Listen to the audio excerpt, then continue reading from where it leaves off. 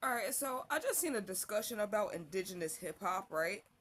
And I also seen a discussion about black people and culture, right? So I'm gonna talk about this because I feel like both of them.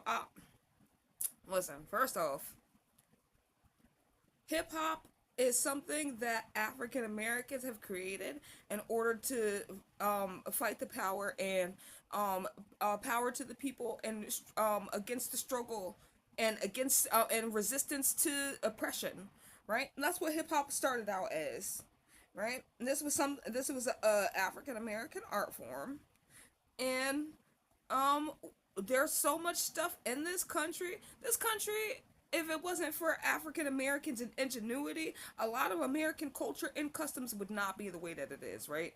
And so I don't like when I hear conversations about African Americans not having a culture. We were displaced from our culture. We were forced to be in other places we didn't want to even be at.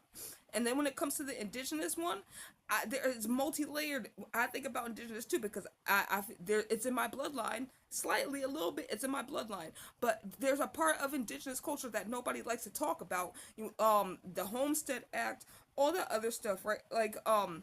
So the native struggle is multifaceted, and so is the black struggle, right? Because we exist in multiple communities and multiple tribes. Both cultures do, right? So when slavery and colonization happened, there were black natives that were here. There were Africans that came here and started having families with Native Americans, right? But then because they wanted to be more Eurocentric, the natives that were lighter skinned and looked more white had more privileges than the natives that looked clearly black like the Africans, right? So after they did the Homestead Act, you were either pretending to be white to get your property back or pretending to be black so they didn't kill you because they didn't want people to believe that you exist, right?